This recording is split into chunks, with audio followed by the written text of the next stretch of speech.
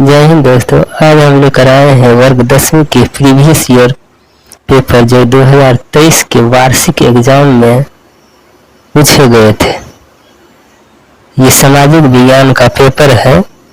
इसमें कुल 80 प्रश्न हैं। ये 2023 के वार्षिक एग्जाम में पूछे गए थे। इन्हीं प्रश्नों को आज डिस्कशन करेंगे। तो चलते हैं प्रश्न 1 पर।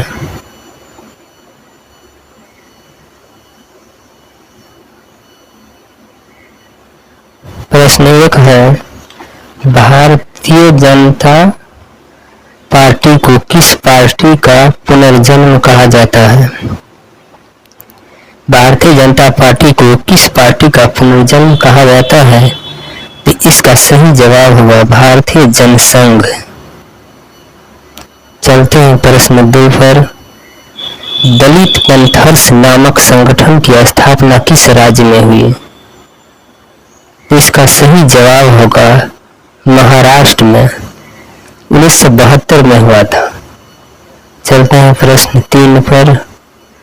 प्रश्न 3 में है, कौन सा संवैधानिक संशोधन नगरीय स्थानीय स्वशासन से संबंधित है?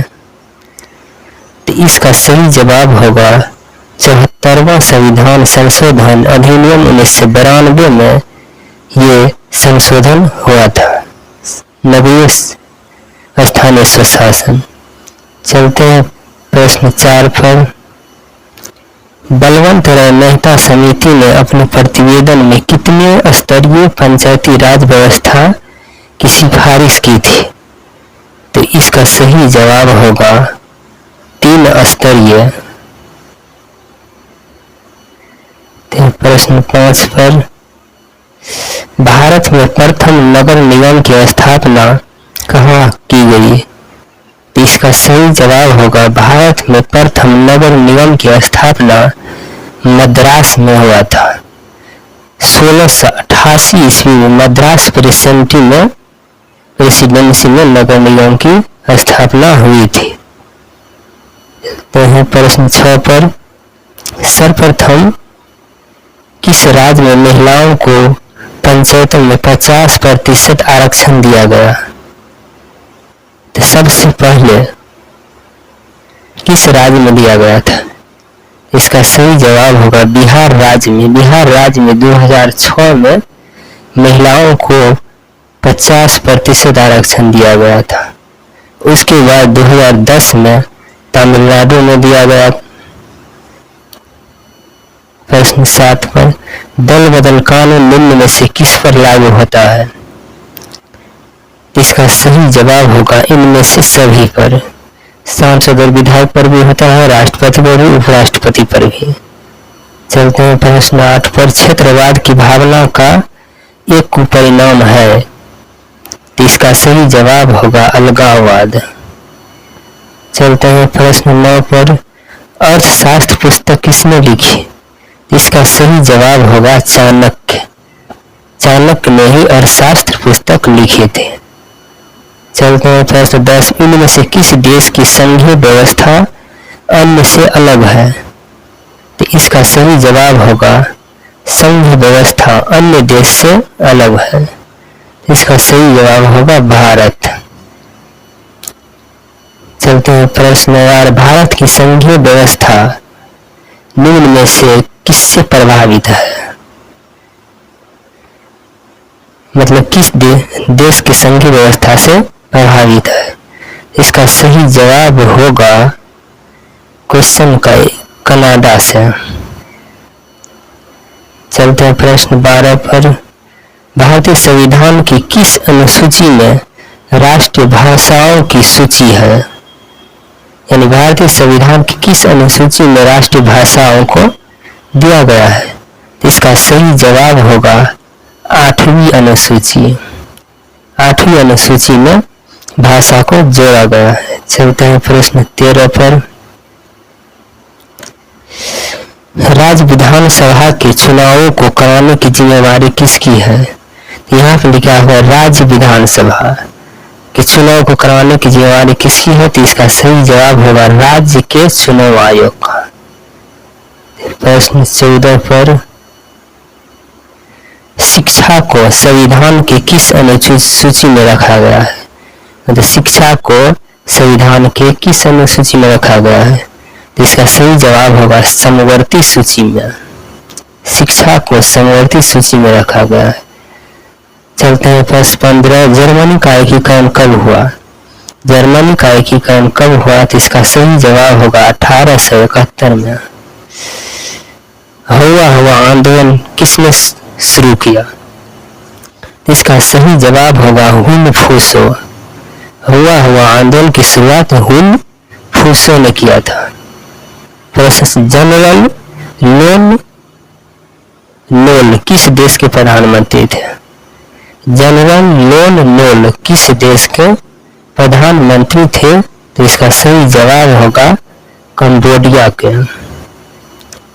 प्रश्न 18 है मार्च 1946 में फ्रांस और वियतनाम के बीच होने वाले समझौता किस नाम से जाना जाता है, इसका सही जवाब होगा फ्रांस और वियतनाम के बीच होने वाले समझौता को हनोई समझौता के नाम से जाना जाता है। ये समझौता मार्च 1946 में हुआ था। प्रश्न नंबर 19 पर गांधी जी ने साबरमती आश्रम की स्थापना कहाँ की थी, तो गांधी ने साबरमती आश्रम की स्थापना सबसे पहले अहमदाबाद से शुरू की थी। चलते हैं 20 में, कांग्रेस के किस अधिवेशन में स्वशासन की जगह स्वराज का लक्ष्य प्रस्तावित किया गया, इसका सही जवाब होगा सूरत अधिवेशन। चलते हैं प्रश्न 21 पर दांडी यात्रा से किस आंदोलन की शुरुआत हुई थी, दांडी यात्रा से किस आंदोलन की शुरुआत हुई थी, तो इसका सही जवाब होगा सविनय अवज्ञा आंदोलन से। प्रश्न 22 गांधी जी ने किस गोलमेज सम्मेलन में भाग लिया, गांधी जी ने किस गोलमेज सम्मेलन में भाग लिया, तो इसका सही जवाब होगा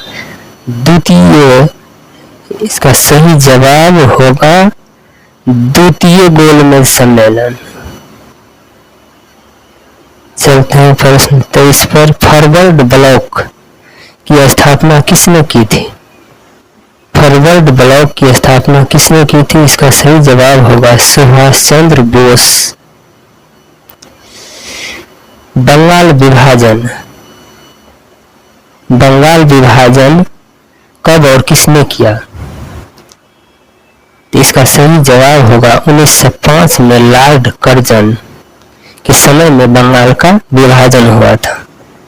चलते हैं प्रश्न नंबर 25 पर निम्न में से कौन मित्र राष्ट्र नहीं है, मतलब मित्र राष्ट्र नहीं है। जब विश्व युद्ध हुआ था उसमें धोरी राष्ट्र और मित्र राष्ट्र था, तो मित्र राष्ट्र इसमें नहीं है। मित्र राष्ट्र इसका सही जवाब होगा जर्मनी। जर्मनी जो है ये ध्रुवीय राष्ट्र में आता है और फ्रांस, रूस, ब्रिटेन ये मित्र राष्ट्र है।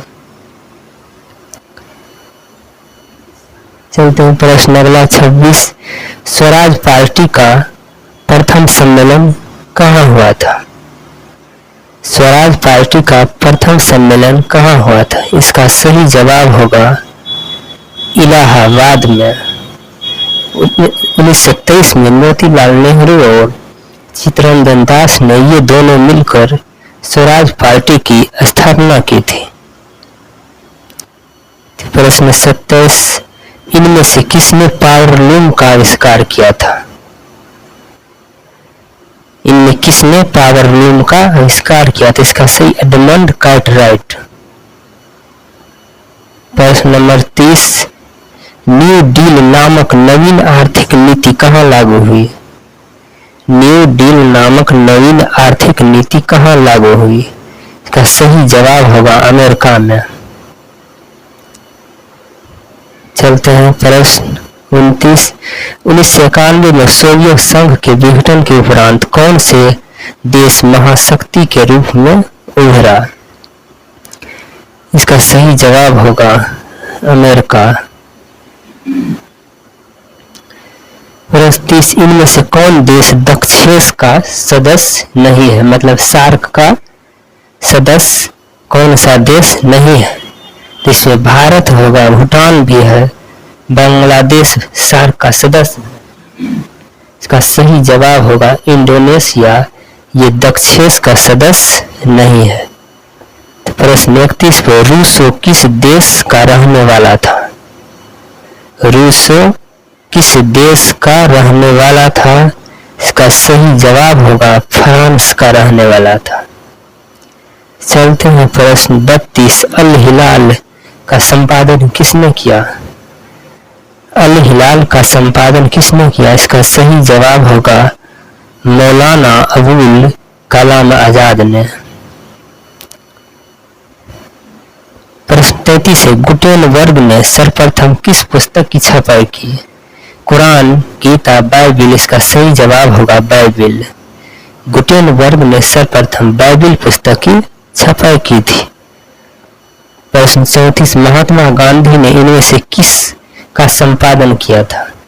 महात्मा गांधी ने यंग इंडिया का संपादन किया था। प्रश्न 36, काउंट काबुल ने विक्टर इनेमुल पद पर नियुक्त किया? काउंट काबुल ने विक्टर इनेमुल को किस पद पर नियुक्त किया? तो इसका सही जवाब होगा प्रधानमंत्री के पद पर। प्रश्न 36, वियना सम्मेलन की मेजबानी किसने की? वियना सम्मेलन की मेजबानी किसने की? इसका सही जवाब होगा मेटरनिख ने वियना सम्मेलन की मेजबानी 1815 ईस्वी में की थी। चलते हैं प्रश्न 37, आंतरिक विद्रोहों को दबाने के लिए रूस में किस संगठन की स्थापना हुई थी? तो इसका सही जवाब होगा चेका की स्थापना हुई थी। प्रश्न 38, भारत में उपभोक्ता संरक्षण अधिनियम की घोषणा कब हुई? तो इसका सही जवाब होगा 1986 ईस्वी में। प्रश्न 39, विश्व उपभोक्ता अधिकार दिवस कब मनाया जाता है? तो इसका सही जवाब होगा 15 मार्च को विश्व उपभोक्ता अधिकार दिवस मनाया जाता है। प्रश्न 40, भारत में सर्वप्रथम राष्ट्रीय आय का अनुमान कब लगाया गया था? तो इसका सही जवाब होगा 1868 ईस्वी में दादा भाई नौरोजी ने सर्वप्रथम राष्ट्रीय आय का अनुमान लगाया था। चलते हैं अगला प्रश्न, गरीबी की तुलना किस अर्थशास्त्री ने कैंसर से किया है? तो इसका सही जवाब होगा मार्शल ने। चलते हैं प्रश्न 42, मानव विकास सूचकांक में इनमें से किसे सम्मिलित किया गया है? तो मानव विकास सूचकांक में इनमें से सभी को सम्मिलित किया गया है, यानी जीवन प्रत्याशा, शिक्षा प्राप्ति, जीवन स्तर, मतलब इनमें से सभी को शामिल किया गया है। प्रश्न 42, भारत में आर्थिक नियोजन का काम कौन सी संस्था करती है? तो आर्थिक नियोजन का जो काम है योजना आयोग करती है। चलते हैं प्रश्न 44, poverty and un-British rule in India नामक पुस्तक के लेखक कौन है? Poverty and un-British rule in India पुस्तक के लेखक कौन है? तो इसका सही जवाब होगा दादा भाई नौरोजी। चलते हैं प्रश्न 45 में स्वीडन की मुद्रा क्या है? तो स्वीडन की मुद्रा का नाम है क्रोन। चलते हैं प्रश्न 46, निम्नलिखित में कौन भारत का सर्वोच्च बैंकिंग संस्थान है? तो सर्वोच्च बैंकिंग संस्थान भारत का reserve bank of India, option D सही है। चलते हैं प्रश्न 47, मानव के सर्वांगीण विकास एवं सामाजिक आर्थिक विकास के लिए सबसे महत्वपूर्ण तत्व क्या है? तो इसका सही जवाब होगा शिक्षा।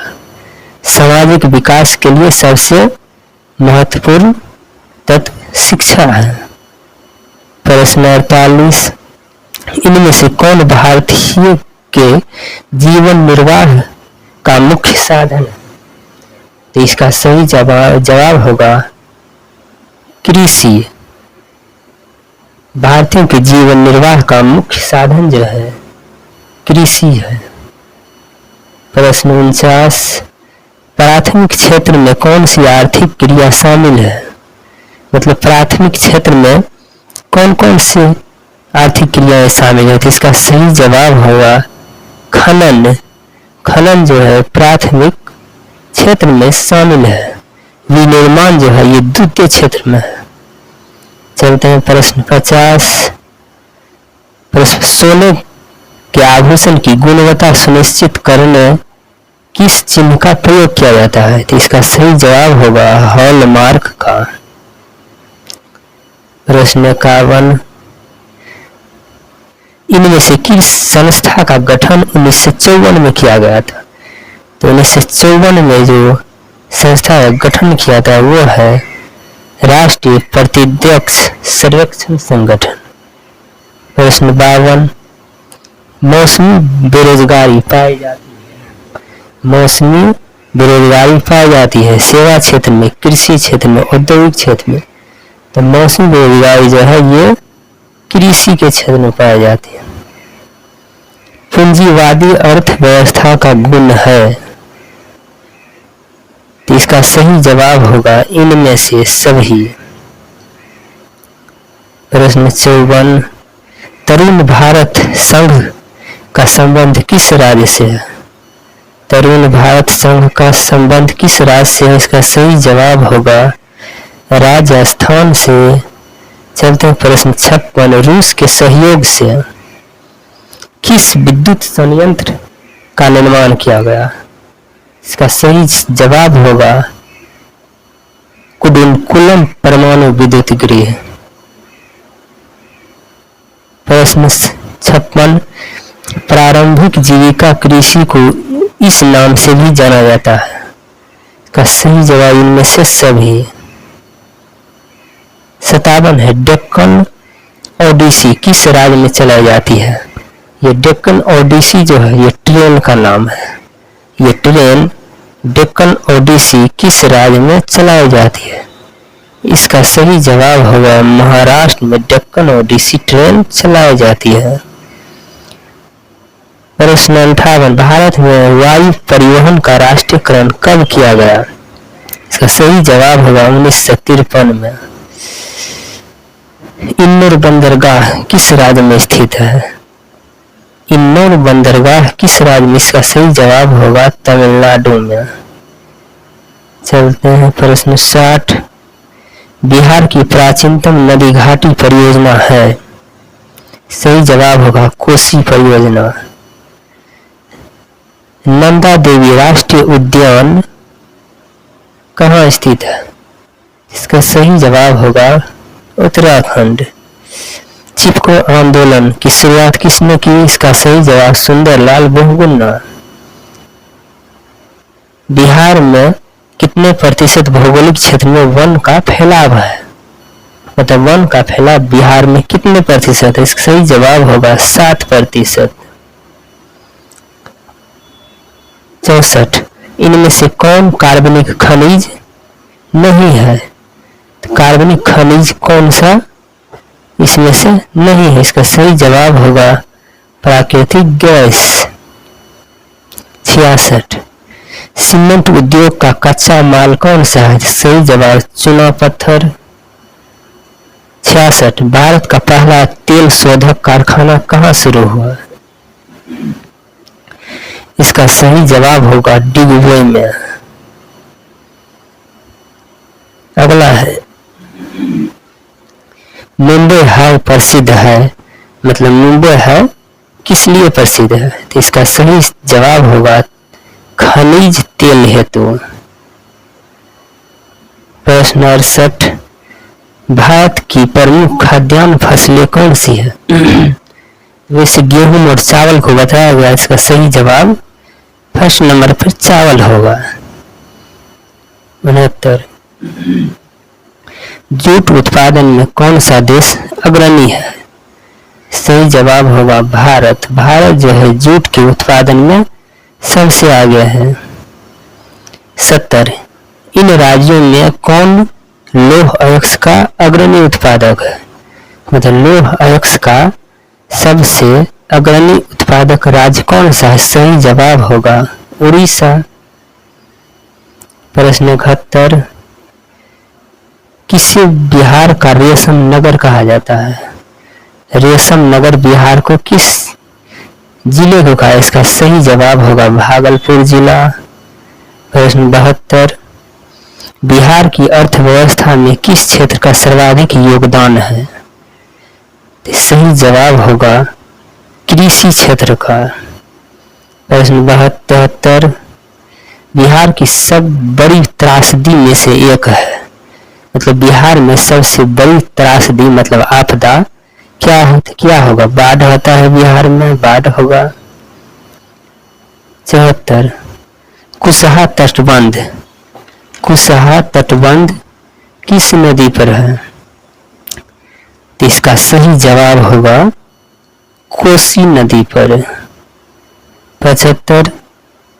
सतलज नदी पर कौन सा कृत्रिम जलाशय बनाया गया है?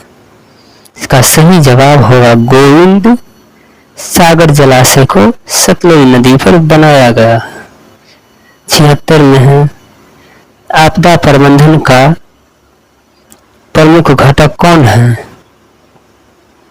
इसका सही जवाब होगा स्थानीय स्वशासन। 77। सुदूर संवेदी उपग्रह का प्रयोग किस लिए किया जाता है? इसका सही जवाब होगा दूर संचार के लिए। प्रश्न 78। 26 दिसंबर 2004 को विश्व के किस हिस्से में भयंकर सुनामी आया था? सही जवाब होगा इसका हिंद महासागर में। 79। भारत में अत्यंत विनाशकारी भूकंप कब आया था? बिहार में अत्यंत विनाशकारी भूकंप कब आया था? इसका सही जवाब होगा 1934 ईस्वी में। चलते हैं प्रश्न। सुनामी किस भाषा का शब्द है? तो सुनामी जो है ये जापानी भाषा का शब्द है। दोस्तों यदि वीडियो अच्छा लगा होगा तो लाइक और सब्सक्राइब जरूर कीजिएगा।